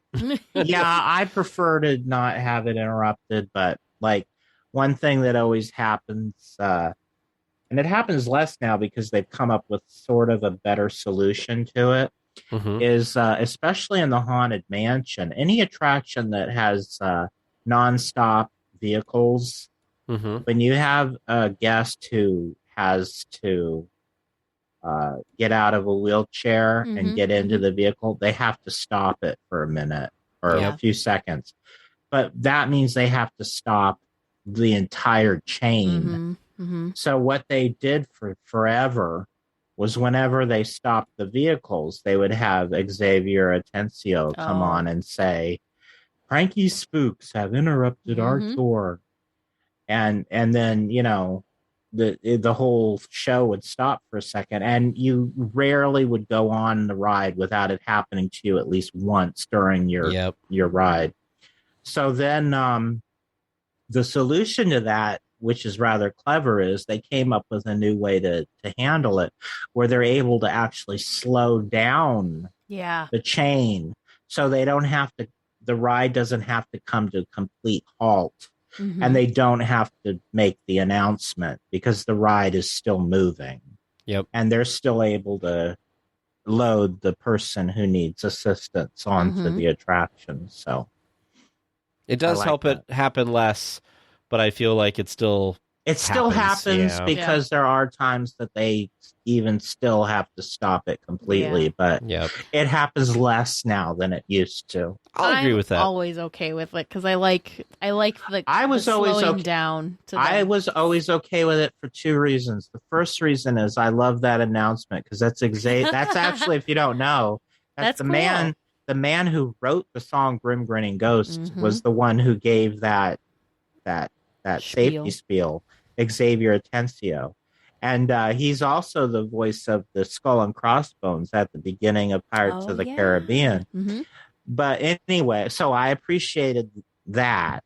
And then the second thing is you get to get a good look at wherever you stop and take it all in. So I appreciate that. Especially in the Haunted Mansion, there's so much to see. I've ridden that attraction. No idea. No, however many times, and every time I feel like there's something new that I've never noticed before. Not the new version I'm adding because I created it I actually have now a separate track of all just the safety announcements. Oh, fun. And I'm including that there. But the old Haunted Mansion ride through that's currently on my site that I'm going to be replacing, during the graveyard scene, I actually stop and have the announcement during that. Frankie Spooks have interrupted our tour. Please remain seated in your doom buggy. I like the pause because then it becomes all sinister sounding. Doom buggy. Because he sounds so like jolly in the beginning. Playful spooks have interrupted our tour. Doom buggy. It's funny to hear him because I have a recording of them a lot, doing the Paul Frees recordings for the Ghost Host. Oh, yeah. Where they're giving him direction, and you hear Xavier say, "Can you say it more like this?" It's like the same voice as that voice from the safety instructions. It's weird. That's neat. What a cool behind the scenes thing to have. I think I heard that somewhere. I had it bookmarked for a bit because somebody had pointed something out about it. I'm going to be putting it up on the site soon. I've already edited it. I just have to clean up. Because he's because it's like, do you want me to say it more like this, like more breathy or whatever, because it's like the whole track they just ran. I think they behind the attraction they had a little snippet of that. Yeah, maybe. I have the full thing, beginning to end. That's cool. And then I also have a few really bizarre versions where Eleanor Audley, the voice of Madame Leota. Yeah. She's doing the ghost host. When the Oh, hinges creak in doorless chambers. It's Maleficent doing the ghost host. Yeah.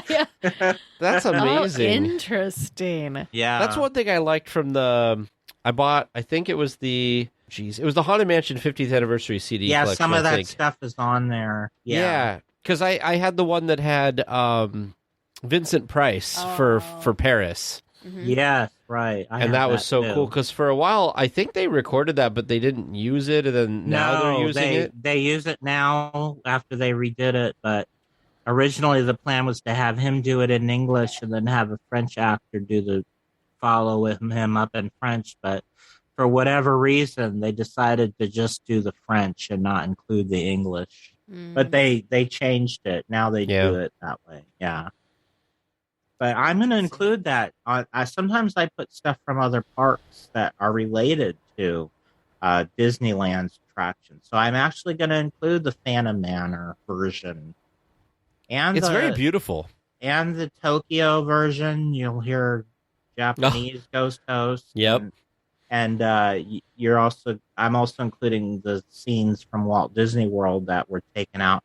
And same goes for the Pirates of the Caribbean. I'm going to include the versions from the other parks on my site. So it's going to be exciting. We got to keep an eye on your site because there's so much. I mean, if we started listening now, it would probably take months to get through all the audio that's on there. Mm-hmm. Well, if you want to stay up to date with what's been added, there's a few ways. One is I have a main index.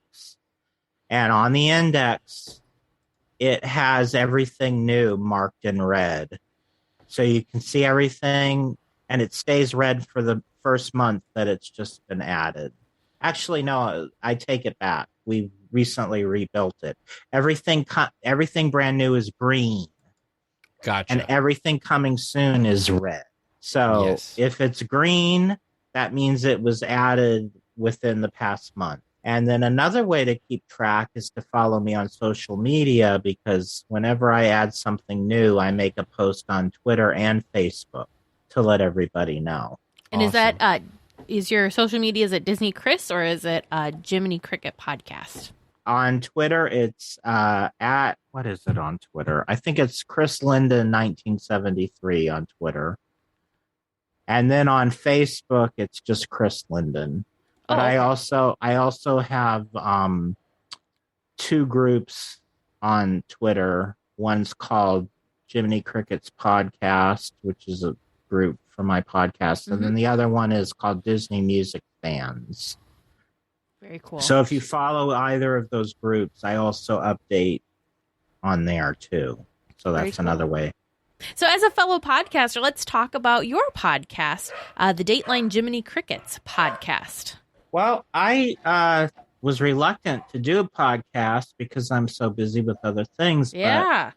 But, I don't know how you have any time with all that editing. Yeah. A friend of mine named Jerry Skids, who has his own podcast called Mouse Rants, which is adults only, by the way. It's an Thank you for the disclaimer. It's an R-rated podcast. But so he wanted to do something family friendly and implored me to team up with him and create a podcast together. So we came up with the name Jiminy Crickets because of how he has sort of a dirty mouth on his other show. And so one of the things people say instead of bad words is Jiminy Crickets. There you go. That's sort of how he came up with that name. So, and the word actually predates the Disney character, believe it or not. They named the Disney character because of the expression.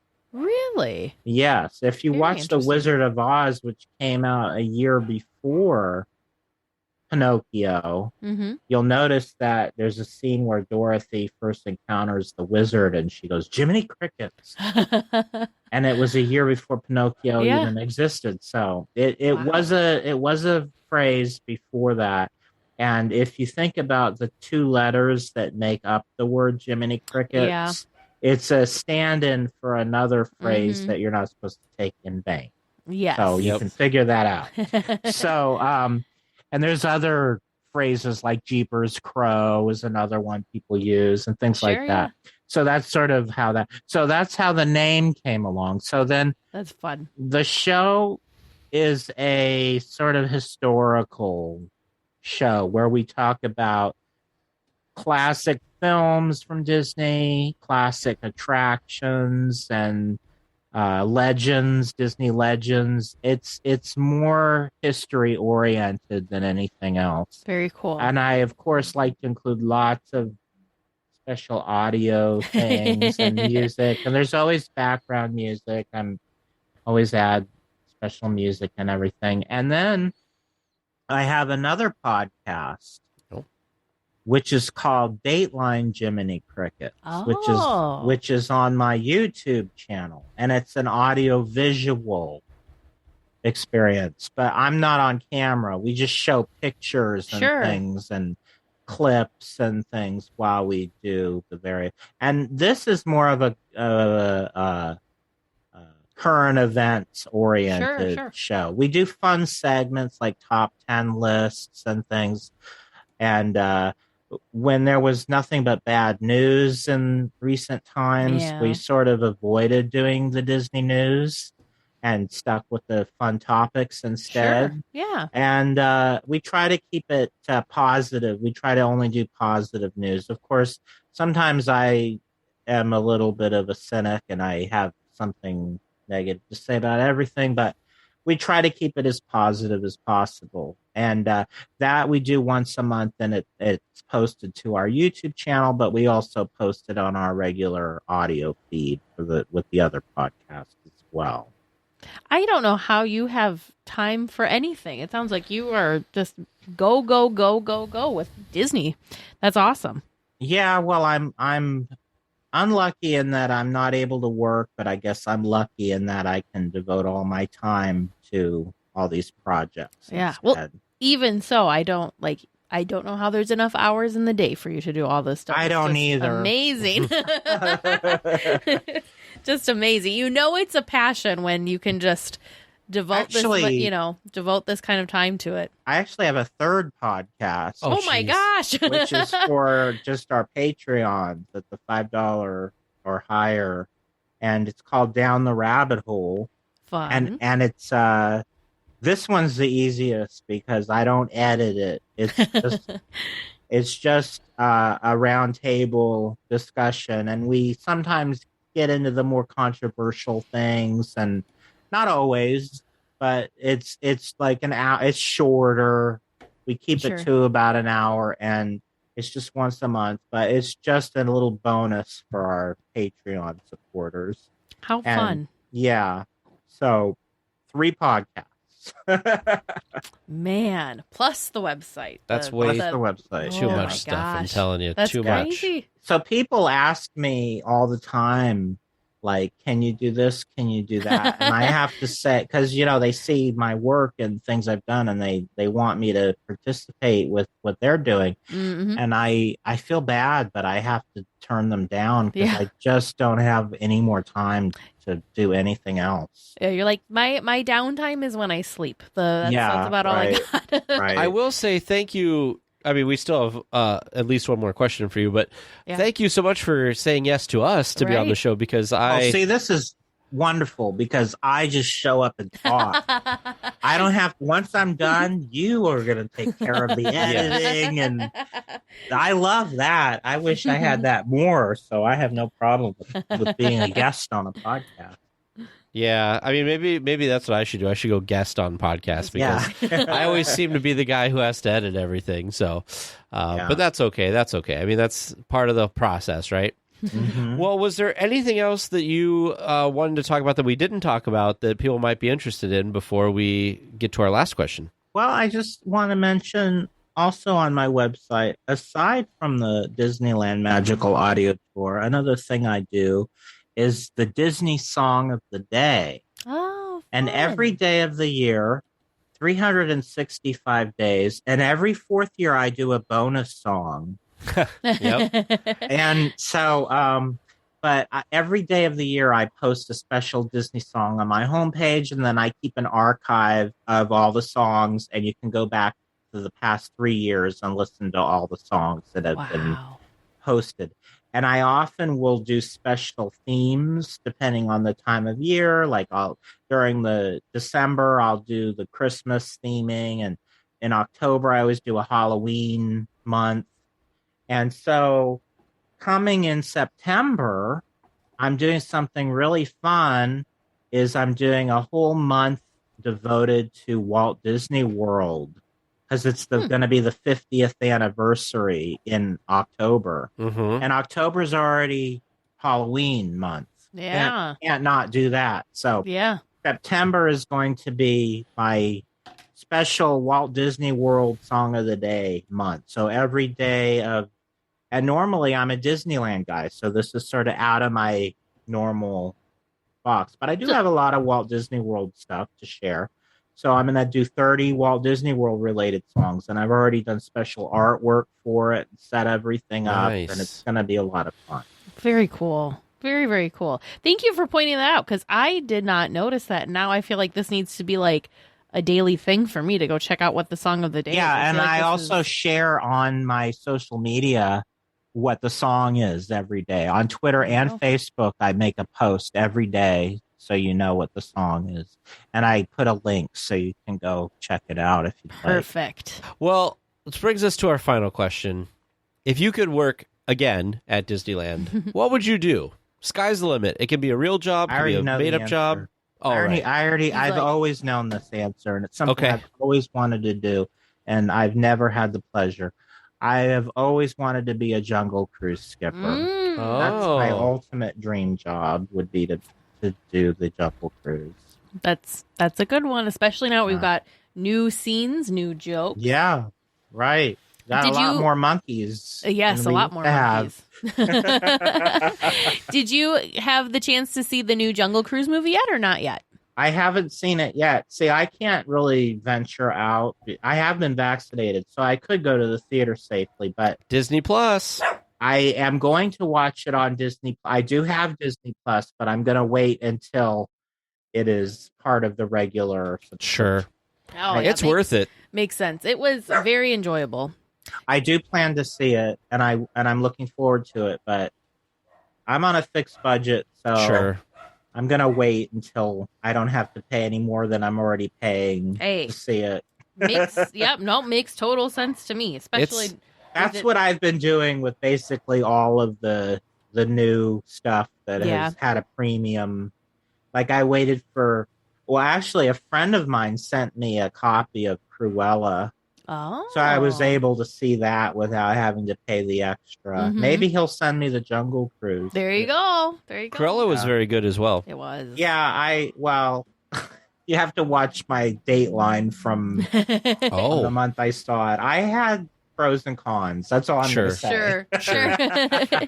Well, if anybody listening to this is interested in that, go check it out. I'm not one to pixie dust or whitewash. That's not my style. But I mean, I am 90% pixie dust. But if I have a problem, I am not one to bite my tongue about it. Hey, there's nothing wrong with that. Nothing wrong with that. Honesty is good. Stuff doesn't get fixed if people aren't honest about things. So Exactly.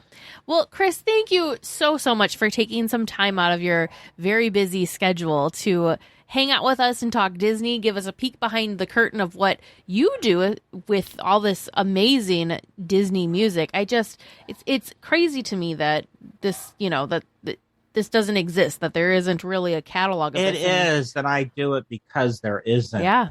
Yeah. That's crazy. And it's important to me. So side note, we've got the Disney archives.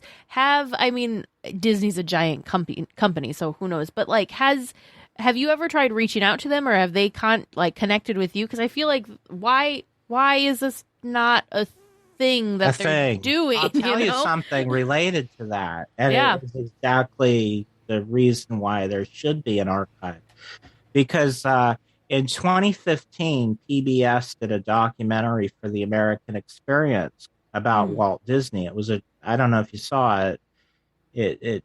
I have issues with how they portrayed him, but regardless, they reached out to me for audio, and I'm actually in the credits.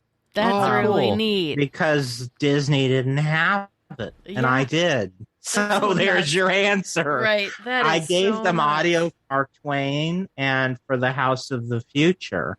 Wow. Disney just didn't have it. And I was reluctant because I said, I don't know if Disney wants me giving it up. Yeah. They got, they got the green flag. They got the okay from Disney to go ahead and use my material. So to me, cool. That says Disney doesn't have it and they don't care that I do. Yeah, so, that's pretty I was just going to say, have you been contacted by Disney ever? No? Wow. I have never, because I don't charge. Oh, sure. Yeah, sure.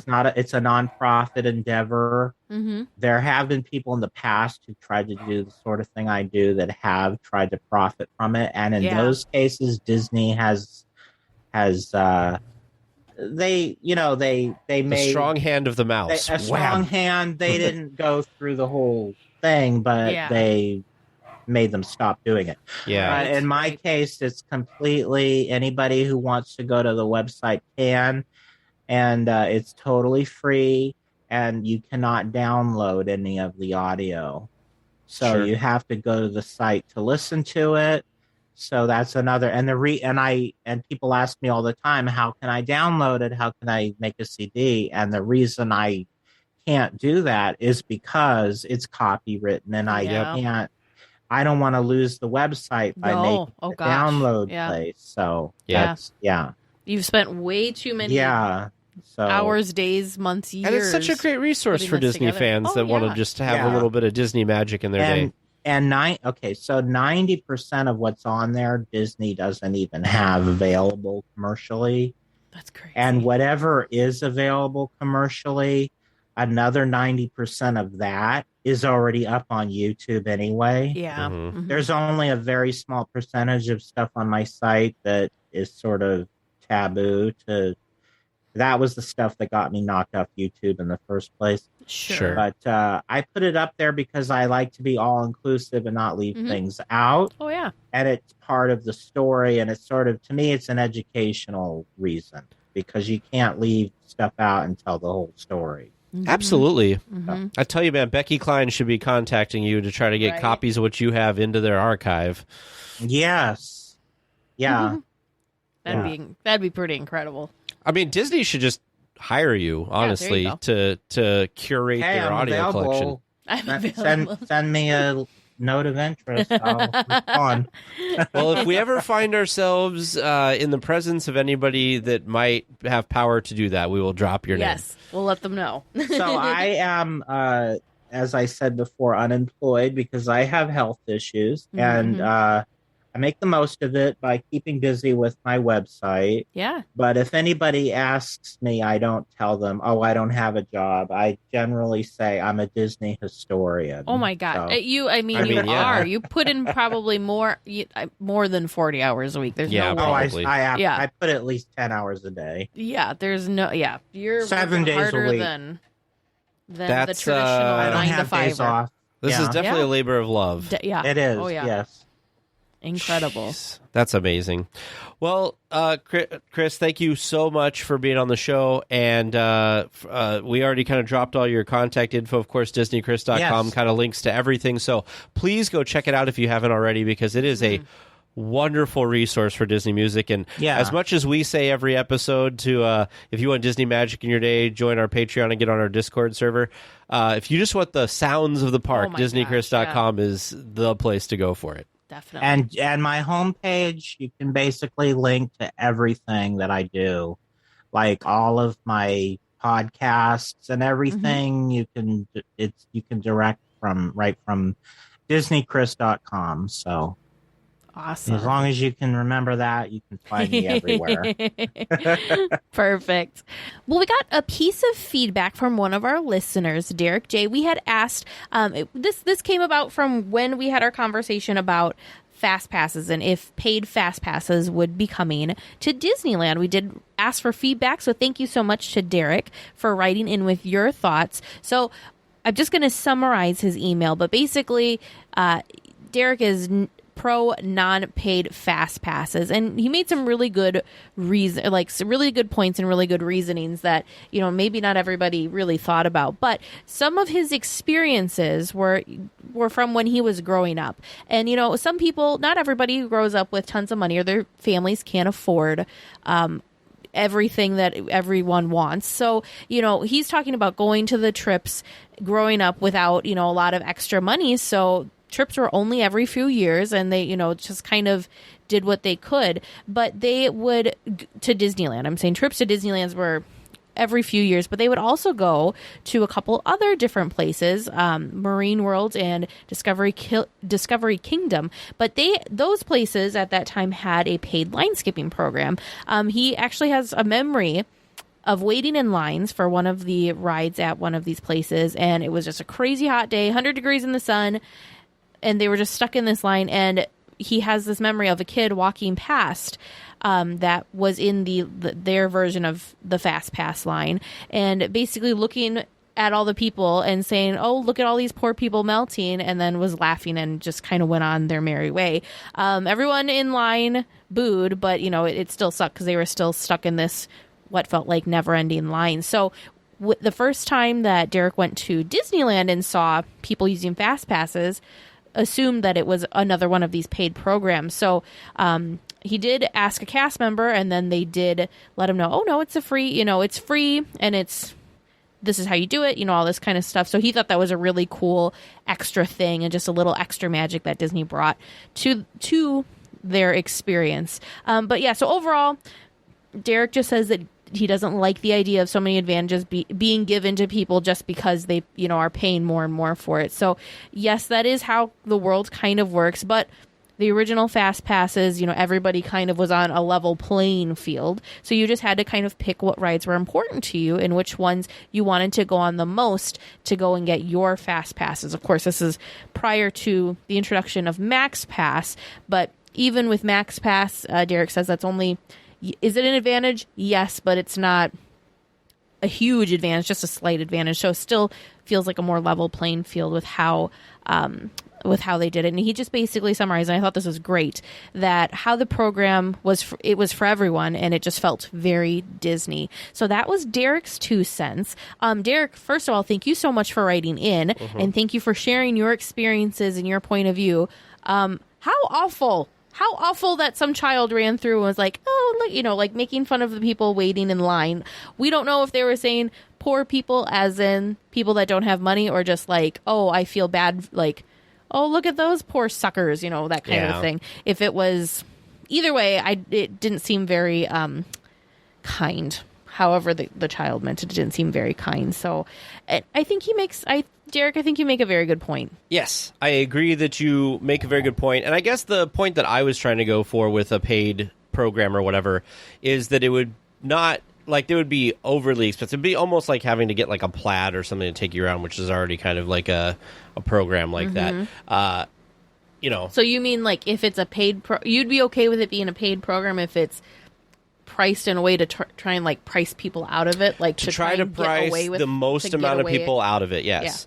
Yeah. But people that have like saved their entire lives to go like one time, those people maybe could afford it because it's the big deal for the one time. It's like, we're never coming back here. But like the average day guest wouldn't just buy it and then, you know what I mean? Because the problem with FastPass was so many people used it that it made the standby line go so slow. So I was just trying to I was thinking they should price it so people are discouraged from using it. Is basically what I'm going for. It'd be interesting though to know. I don't know if I'm sure there's ways that they could figure this out. But what is that point? What's the dollar amount? We'll say that would be the nope. I don't think so, because I'm going to tell you, there's some stuff, right? We're Disney fans. We love it. We definitely throw more money at Disney than the average person does. However, they're even getting to me on some things, like the dessert party, the Oogie Boogie Bash dessert party. I was floored when reservations came out for that. It's $84 for this dessert party. Yes, you get desserts. Yes, you get like parade viewing. but it's $84 for. I just don't understand how. I mean, I'm sure the desserts are just wonderful, but it seems to me that seems like an incredibly high price point. And then flip side to that, the dining package for the meal, which also has parade viewing. Granted, these parade viewing spots are not in the same area, right. But like I said, with my experience at Oogie Boogie Bash before, I don't know how important it is to have reserved seating for this parade because there's just fewer people trying to find a spot. So there's just, it's not as difficult to find a spot for a ticketed event for a party like this. But a full dinner that includes dessert is $55. Now, the dessert party does, I think, include, like, it is like just a one fee. I think it includes gratuity and includes your tax. You do have to pay those things in addition for your meal, but still a full, wonderful meal for... Yeah, it's like a 3-course meal versus just dessert. Yeah, it's just... I mean, it's a lot of desserts, but... I don't think I could ever, 84 for me, I don't think you could give me enough dessert for $84. So that was my first, like... Sure. Well, not one of my first, but that's one that I can think of that's kind of like, what? That's crazy. But, people are doing it, and more power to you if you want to do it. But to me, that's kind of getting into that, ooh. Maybe the good middle ground ends up being... I don't like this one, but maybe the middle ground ends up being the system that they're doing the Premier Access thing for, like Paris, where people could pay per attraction. So the attractions that are less popular, like Autopia, you can always just stand by and it's not a big deal. I saw something. This was interesting, right? Because we're going to more like app-based things. So, right, our new Magic Keys are going to not have a physical card. It's going to be in your app. They're really pushing people towards the app. This would be interesting. If they decided to do the pay per ride fast pass thing like they're doing in Paris, you could do stuff, this is crazy to me, but you could do stuff like, ooh, we've got too many people. You could kind of manipulate the crowds and like where the crowds are and try and spread things out a little bit more. You could say, oh, we have a lot of people over in like the New Orleans Square area. We need to try and like spread people out or whatever.